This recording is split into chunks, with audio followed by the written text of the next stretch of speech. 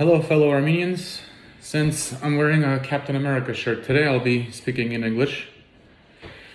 Besides that, the topic is still related to what I discussed yesterday, but because it's such a broad topic with various sections, I didn't want to make a video too long in one take, so I'd rather just divide it into different sections. So to continue my point as to why it's crucial for right now for us to keep Nikol Pashinyan in power as the Prime Minister of Armenia. Because this is a political channel, or a political page rather, I'll be discussing various geopolitical points, most of it related to history, which just happen to be my favorite subjects, history and politics. So, those of you who have interest in this stuff will naturally watch, and those that don't, I guess, you should still watch, because maybe you might learn something. And not to call myself a genius on these subjects, I just happen to have read a lot of history about this stuff, especially the Caucasus region, which this whole thing is related to. Enough of that. So, to go back to the beginning of this thing. Right, as you all know, that there was the Soviet Union, and the now independent Republic of Armenia was part of the Soviet Union. And so, in the early 90s, when the Soviet Union collapsed, for obvious reasons, there was mass chaos all across the land. Right, every country wanted independence, including Azerbaijan, including Armenia, Georgia. All these countries, of course, declared independence now that there's no more Soviet Union. And so Armenia, in this situation, you got to understand that it's this chaotic moment in Armenian history, right?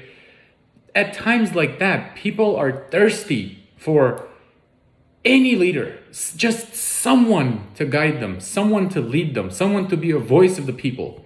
And so Levon Ter-Petrosyan came into power, and he was elected by a majority, because again, this is a time where they just want somebody to be the face. And those of you who know a little about Levon Ter-Petrosyan, he's a high intellectual. I would call him I'm not going to call him a genius, but he's a very smart man. He's a chess grandmaster, so he's an intellectual. However, it's because of that same intellectual that my family fled Armenia and we came to America. Because it turns out that this man was selling electricity to other countries, and that's why we didn't have any water. And I grew up a nice chunk of my childhood in Armenia in cold and darkness. So there's that. Following that, his second term, there was this big debate that there was election fraud, that he was never supposed to be elected as the president. Regardless, he won the second term, but these issues continued. They started blaming him for a lot of stuff. And then the drama got to the point where he resigned. A little point on the side is Demircan, who used to be the president of Armenia under the Soviet Union, so not the president of the independent Republic of Armenia, but the president of Soviet Armenia, let's say. So had Armenia let this man, Demircan, temporarily, stay in power as the temporary leader of the independent Republic of Armenia, perhaps in a year or two, we would have found a much better candidate to become the first president of Armenia and not rush this choice, because again, people were so hungry for this, right? And it ended up that Levon Ter-Petrosyan was not the right guy to be the leader, because he ended up being corrupt. Right? This is post-Soviet Union, the old mentality, and he ended up being corrupt. So then when he resigned after all the controversy, Robert Kocharian became the second president of Armenia, and he used to be the president of Artsakh, the autonomous region of Artsakh, and he again was blamed for election fraud. They said he wasn't legitimate. In fact, he hadn't even lived in Armenia for 10 years, which under the constitution of Armenia, you had to live there for 10 years to be president to begin with. However, they said that, the independent Republic of Armenia is only 7 years old. So how do you expect someone to live there for 10 years? Long story short, people accepted it. They said, fine, you're the president.